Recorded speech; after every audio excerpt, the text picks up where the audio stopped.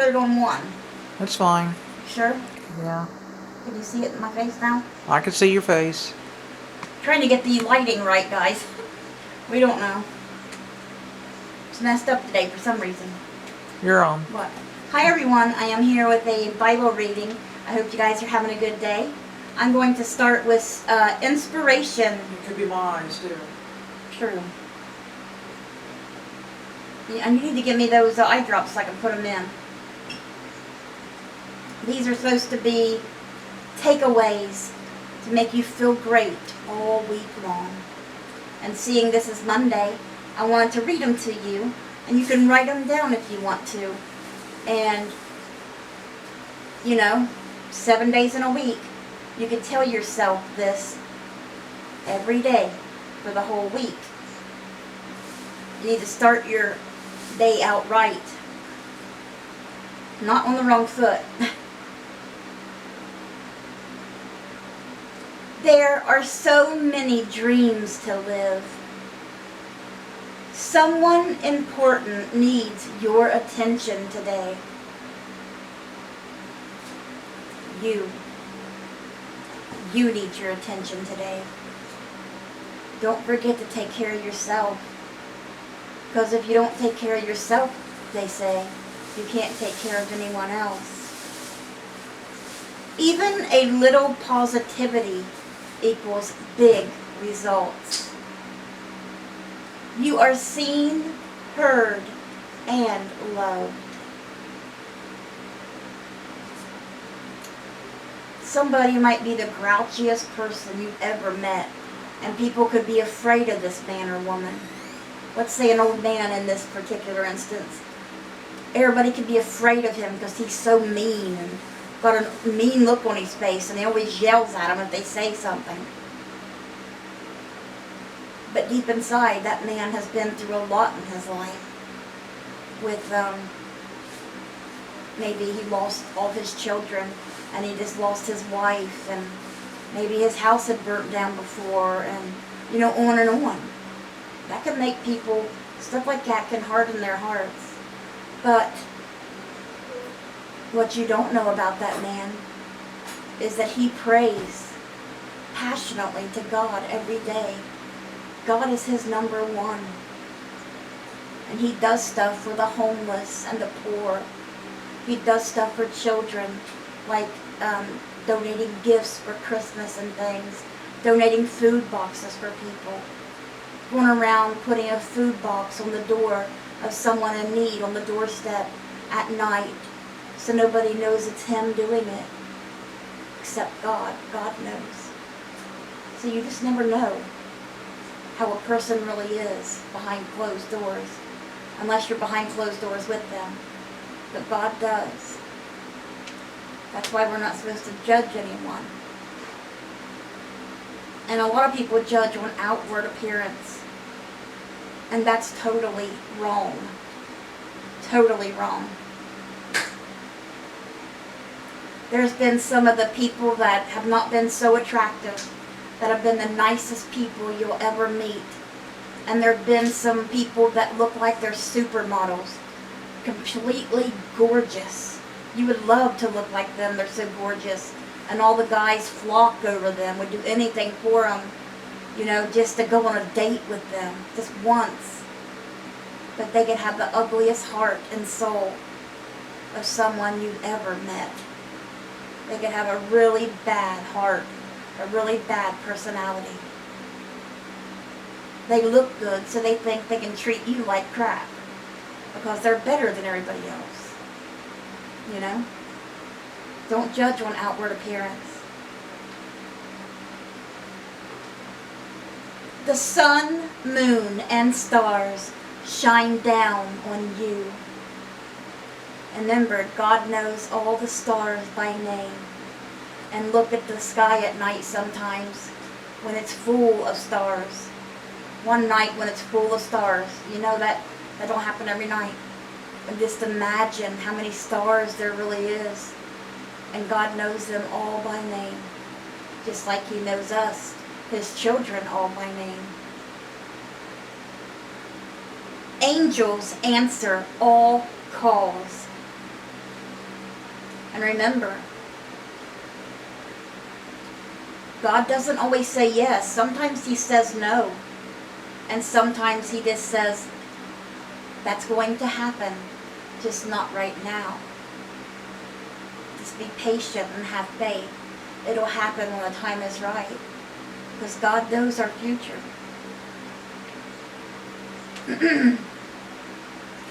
Happy endings and beautiful beginnings happen all the time. Alright. There could be a lot that goes on with that, I could say. But yes, it's pretty self-explanatory, huh? Okay, now let me go to the Bible reading. I didn't go here yet. I should have been ready, huh? I thought I had everything ready. I'm always just worried about the time. Oh, Moy, Layla. Moy. Sherman, you got something to say to Layla? Moy. Moy. I think you had to think about it, didn't you? Yeah. And I just said it. Anyway, I just got out of the shower about 10 minutes ago and I threw on Sherm's Christmas shirt. It's got Yoda on it wearing a Santa Claus hat that says, "An elf I am not." I wanted it for Sherm because he was so short. Because he's a little short Yoda. But I just put this on and some leggings. My aunt got me 2 new pairs of leggings off someone. They're very comfortable too. I'm wearing a pair right now. Okay. 1 Timothy chapter 3, Psalm 88, all of those, and Proverbs chapter 25, verses 20, 21, and 22. Sherm, can you check the time when you get time? Okay, let's see here. It's 2:22. Sherm.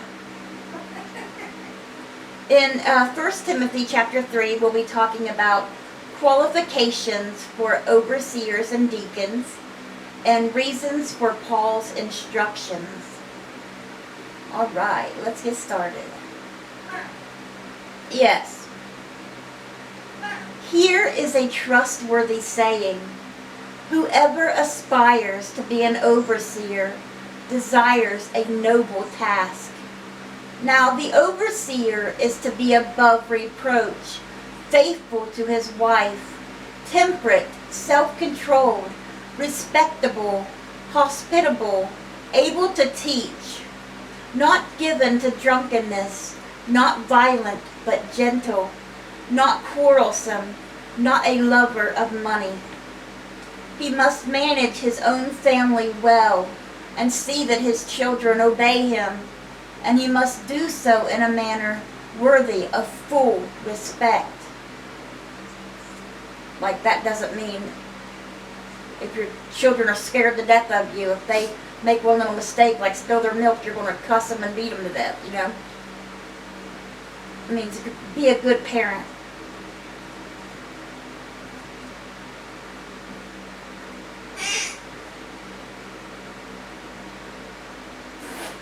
If anyone does not know how to manage his own family, how can he take care of God's church? He must not be a recent convert, or he may become conceited and fall under the same judgment as the devil. He must also have a good reputation with outsiders, so that he will not fall into disgrace and into the devil's trap, which many people have done. In the same way, deacons are to be worthy of respect, sincere, not indulging in much wine, and not pursuing dishonest gain. They must keep hold of the deep truths of the faith with a clear conscience. They must first be tested, and then, if there is nothing against them, let them serve as deacons. In the same way, the women are to be worthy of respect, not malicious talkers, but temperate and trustworthy in everything. A deacon must be faithful to his wife and must manage his children and his household well. Those who have served well gain an excellent standing and great assurance in their faith in Christ Jesus. Although I hope to come to you soon, I am writing you these instructions so that if I am delayed, you will know how people ought to conduct themselves in God's household, which is the church of the living God, the pillar and foundation of the truth. Beyond all question, the mystery from which true godliness springs is great. He appeared in the flesh, was vindicated by the Spirit, was seen by angels, was preached among the nations, was believed on in the world, was taken up in glory. Talking about Jesus ascended to heaven alive in the clouds right before his disciples' eyes. They seen him. And he'll come back down from heaven. And that's when we'll all know. Remember, don't fall for these false prophets. When Jesus comes back, you will know it, just like everybody else at the same time. There will be no question. You'll see him coming from heaven the same way he went up. Read the book of Revelation, you'll see. Jesus said, many people will come in his name pretending that they are Jesus. And they'll say, here he is, or over there he is. Jesus will be where everybody will see him, coming down from heaven. He won't be over here in Detroit or Illinois, you know. Okay, so that was our reading in 1 Timothy. That was all of chapter 3. And now we're going to read our psalm, which is Psalm 88, a psalm of the sons of Korah for the director of music, according to Mahalath, Leneth, a maskil of Heman the Ezrahite. That was a mouthful. Let's see how many verses it has. 18 verses. When these say that they're a song, I always wonder how they'd be sung, you know what I mean? I'd love to hear one of the psalms actually sung. I bet it'd be beautiful too. I'm going to see if I can find it on YouTube. Lord, you are the God who saves me. Amen. Day and night I cry out to you. May my prayer come before you. Turn your ear to my cry. I am overwhelmed with troubles, and my life draws near to death. I am counted among those who go down to the pit. I am like one without strength. I am set apart with the dead, like the slain who lie in the grave, whom you remember no more, who are cut off from your care. You have put me in the lowest pit, in the darkest depths. Your wrath lies heavily on me. You have overwhelmed me with all your waves. You have taken me from my closest friends and have made me repulsive to them. I am confined and cannot escape. My eyes are dim with grief. I call to you, Lord, every day. I spread out my hands to you. Do you show your wonders to the dead? Do their spirits rise up and praise you? Is your love declared in the grave, your faithfulness in destruction? Are your wonders known in the place of darkness, or your righteous deeds in the land of oblivion? But I cry to you for help, Lord. In the morning my prayer comes before you. Why, Lord, do you reject me and hide your face from me? From my youth I have suffered and been close to death. I have borne your terrors and am in despair. Your wrath has swept over me. Your terrors have destroyed me. All day long they surround me like a flood. They have completely engulfed me. You have taken from me friend and neighbor. Darkness is my closest friend.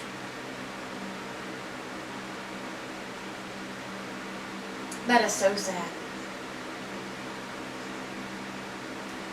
Let's read that part again. That's awful. All day long they surround me like a flood. They have completely engulfed me. You have taken from me friend and neighbor. Darkness is my closest friend. Have the faith. Have faith. Keep praying to the Lord. The Lord will forgive you whatever, what he done. I'm not sure what he done or, or if he's being tested by the devil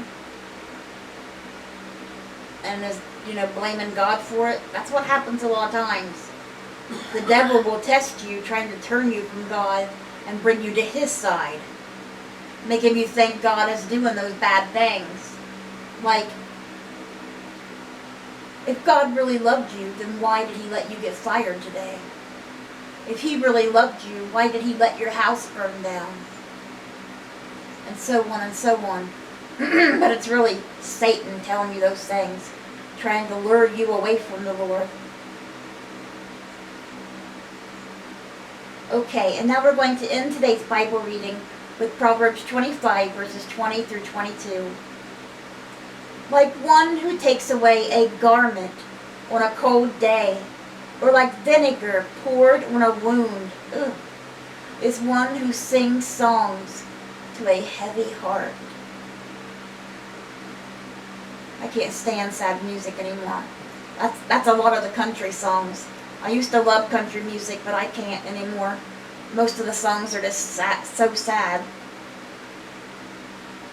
If your enemy is hungry, give him food to eat. If he is thirsty, give him water to drink. In doing this, you will heap burning coals on his head, and the Lord will reward you. This is like the saying, if someone does something bad to you, don't do something bad to them. Just be even nicer to them.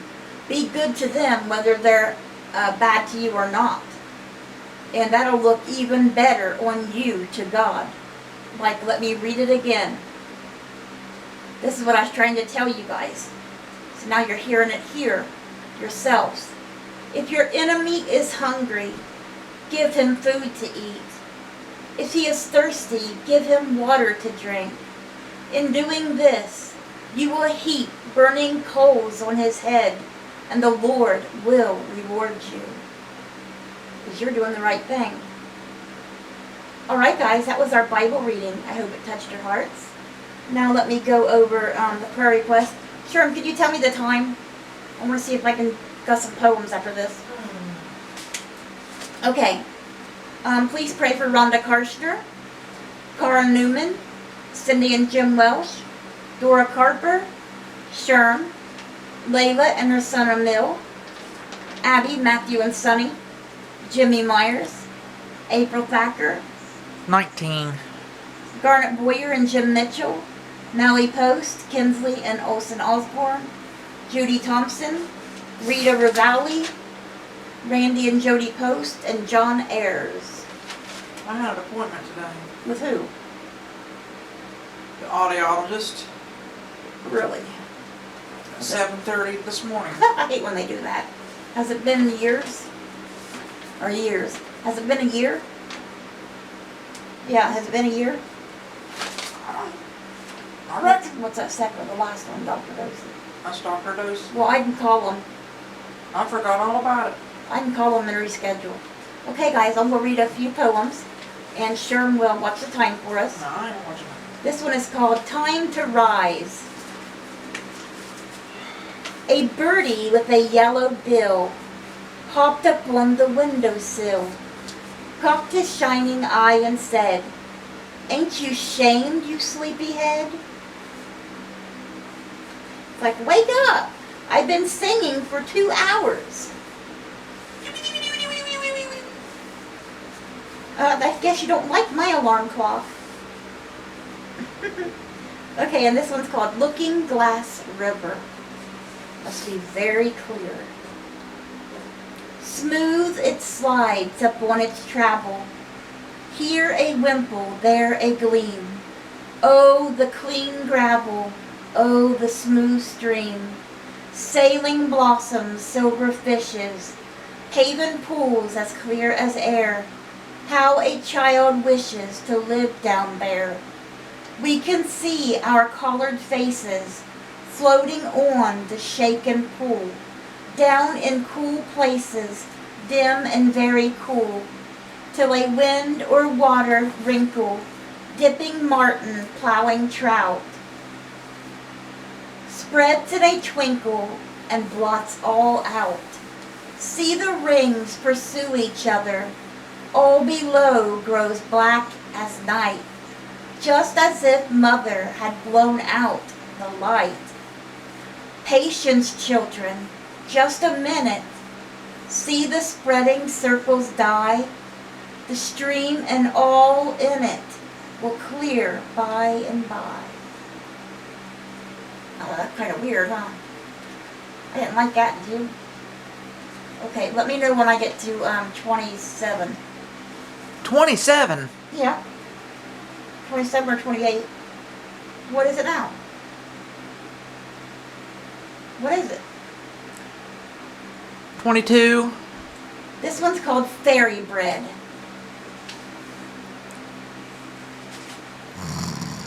Come up here, O dusty feet. Here is fairy bread to eat. Here is my retiring room. Children, you may dine on the golden smell of broom and the shade of pine. And when you have eaten well, fairy stories hear and tell. Oh, that was it. All right. Okay.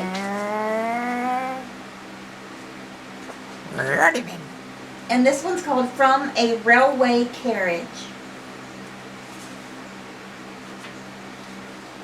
Faster than fairies, faster than witches, bridges and houses, hedges and ditches, and charging along with troops in a battle, all through the meadow the horses and cattle.